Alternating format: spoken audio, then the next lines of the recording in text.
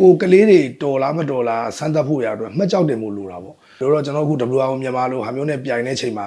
ဒီပြိုင်ဘက်အသင်းတွေနဲ့လည်းကျွန်တော်တို့တွေ့ရတယ်ပြီးရင်အချင်းချင်းလည်းမိတ်ဆွေတွေဖွဲ့ရတယ်အတွေ့အကြုံတွေလည်းအများကြီးရတယ်ဒီအတွေ့အကြုံတွေကတန်ဖိုးဖြတ်လို့မရတဲ့အတွေ့အကြုံတွေဖြစ်ပါတယ်အားကြောင့်ကျွန်တော်တို့ဝင်ရောက်ရှင်းပြနေတာပါဗျ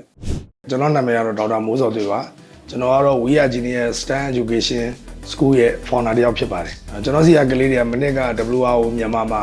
ရှင်ပြိုင်ခဲ့တဲ့ category ကတော့ Future Innovator category ဖြစ်ပါတယ်ဗျအဲ့တော့ယင်းနှစ်ကကျွန်တော်တို့စီကနေစုတွေရခဲ့တယ်ပေါ့နော်ရခဲ့ပြီးတော့ကျွန်တော်တို့ဖိလစ်ပင်းမှာကျင်းပမယ် Open Championship အတွက် WRO မြန်မာကနေပြီးတော့ invitation လုပ်တယ်သူတို့ရဲ့ themes ကိုကြည့်လိုက်တော့ The Futures of Robot ပေါ့နော်အဲ့တော့ဒီကျွန်တော်တို့ရဲ့ကလေးတွေကိုကျွန်တော်တို့က We Are Genius မှာဆို level 2 3လောက်မှာဆို AI ကိုသင်ပေးနေပြီအဲ့တော့ artificial intelligence ဘိုင်းကိုသွားတာဖြစ်တဲ့အတွက်ကျွန်တော်တို့ကစိတ်ဝင်စားပြီးတော့ရှင်ပြိုင်မှုကျွန်တော်တို့စီစဉ်ခဲ့တာဖြစ်ပါတယ်ဟုတ်ကဲ့အရင်နှစ်ကကျွန်တော်တို့ national round မှာကျတော့ကျွန်တော်တို့ကဒီ search and rescue robotic car ဆိုပြီးတော့ကျွန်တော်တို့ကဒီကယ်ဆယ်ရေး robotic car ပေါ့နော်ကားနဲ့ search and rescue robotic AR Dolphin ဆိုပြီးတော့ကျွန်တော်တို့ robotic boat ဆိုပြီးတော့လှေလေးနှစ်စင်းကျွန်တော်တို့ဝင်ပြိုင်ကြတယ်ပြိုင်ကြတာတော့ကျွန်တော်တို့ကဒါ remote control နဲ့ပေါ့နော်ဒီနေ့ကကျွန်တော်တို့က AI ဘိုင်းကိုသွားကျင်တာဖြစ်တဲ့အတွက်ဒီနေ့ပြိုင်မဲ့ဟာကျွန်တော် AI power နဲ့ဖြစ်သွားတယ်ကျွန်တော်တို့က AI နည်းပညာကိုအသုံးပြုပြီးတော့ search and rescue robotic car အဲ့တော့အဲ့ဒါလေးကိုကျွန်တော်တို့ကဝင်ရောက်ရှင်းပြမှာဖြစ်ပါတယ်ဗျကျွန်တော်တို့လူမှုဘဝပတ်ဝန်းကျင်မှာရှင်သန်နေထိုင်ဖို့ရအတွက်ကတော့ကျွန်တော်တို့သင်ချသို့မဟုတ်သိပ္ပံပေါ့အဲ့ဒါပို့ပြီးရေးကြည့်တယ်ဥပမာဆိုကြပါစို့ကျွန်တော်တို့ကဒီကနေပြီးတော့စုလိဖျားကိုသွားမယ်ဆိုရင် short cut plan လေးပေါ့အတိုးဆုံးလမ်းကြောင်းကဘာဖြစ်မလဲပြီးရင်မီးပွိုင်းတွေကဘယ်နေရာတွေကပိတ်တက်လဲဒါတွေကိုတွက်ချက်ဆင်ကျင်တာတွေကျွန်တော်တို့ကခုနပြောတဲ့သင်ချတို့သိပ္ပံပေါ့နော် STEM STEM ဆိုတာကS ဆိုတာက science T ဆိုတာ technology E ဆိုတာ engineering M ဆိုတာ mathematics ဒါလေးတော့ကျွန်တော်လည်းအခြေတုံးရှင်းပြပါရစေအဲ့တော့ science ဆိုတာဘာလဲဆိုတော့တဘာဝတရားကြီးကိုသိအောင်လုပ်တာအဲ့ကျွန်တော်ကလေးတွေကိုပြောတယ်ငှက်ကလေးတွေဘယ်လိုပြန်တန်းလဲကျွန်တော်တဘာဝကိုလေ့လာတယ်အဲ့ဒါ science ပြီးရင်အဲ့ဒါအောင်မှကျွန်တော်တို့က technology ဆိုတဲ့နည်းပညာတွေကျွန်တော်ငှက်ကလေးတွေပြန်တာကိုလေ့လာပြီးကျွန်တော်တို့ကလေးမြန်နေတီထွင်တယ်အဲ့ဒါနည်းပညာအဲ့တော့ကျွန်တော်တို့ကခုနပြောတဲ့ science technology အဲ့ဒီနည်းပညာတွေအသုံးပြုတဲ့ဘာသာရပ်တွေအသုံးပြုတဲ့သူတွေကျွန်တော်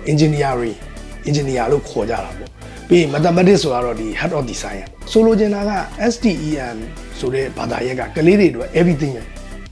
everything for children ပေါ့ everything for future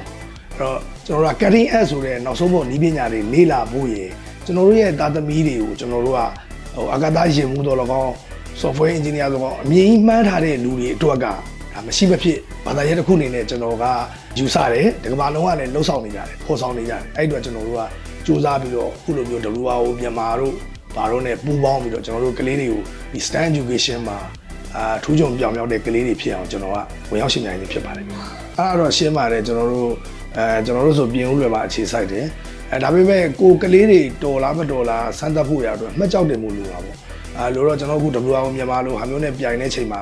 ဒီပြိုင်ဘက်အသင်းတွေနဲ့လည်းကျွန်တော်တို့တွေ့ရတယ်ပြီးရင်အချင်းချင်းလည်းမိတ်ဆွေတွေဖွဲ့ရတယ်အတွေ့အကြုံတွေလည်းအများကြီးရတယ်ဒါကကျွန်တော် national round မှာတကယ်လို့အခုဖိလစ်ပင်းသွားမယ်ဆိုတဲ့အချိန်ကျရင်လည်းကျွန်တော်တို့နိုင်ငံတကာသူတို့ရွယ်တသားမီမီတွေပြီးသူတို့ရွယ်ကလေးတွေဘလို့တွေသူတို့လေးလာနေကြတယ်အဲ့တော့ကျွန်တော်တို့နိုင်ငံမှာလည်းလိုအပ်ချက်တွေပါတယ်ရှိတယ်ပထမဆုံး requirement ကိုကျွန်တော်တို့သိရမယ်အဲ့ requirement ကိုသိမှကျွန်တော်တို့ကဘာတွေထပ်ပြီးဖြည့်ဆည်းပေးရမလဲဒီအတွေ့အကြုံတွေကဒါတန်ဖိုးဖြတ်လို့မရတဲ့အတွေ့အကြုံတွေဖြစ်ပါတယ်အားကြောင့်ကျွန်တော်တို့ဝင်ရောက်ရှင်းပြနေတာပါအဲ့တော့ဒီ STEM education ကိုဖော်ဆောင်တဲ့နေရာမှာလည်းကျွန်တော်တို့ဒီ WRO မြန်မာကြည့်ပဲလေပြီးသွားမှာမဟုတ်ဘူးကျွန်တော်တို့ We Are Genius ကြည့်ပဲလေပြီးသွားမှာမဟုတ်ဘူးအဲ့တော့ तू မပါမပြီး तू ကြည့်လဲဘယ်မှာမဖြစ်ကိုမပါမပြီးကိုကြည့်လဲဘယ်မှာမဖြစ်ဘူးကျွန်တော်တို့ရဲ့ပေါင်းစုအားနဲ့ဒါဖော်ဆောင်မယ်ဆိုရင်တော့ကျွန်တော်တို့ခေတ်ကာလတုန်းကမရခဲ့တဲ့ပညာရေးတွေပေါ့အခုကျွန်တော်တို့ကလေးတွေဆိုတာ robotic car တွေနဲ့ကျွန်တော်တို့တကယ် programming တွေစမ်းသပ်နေ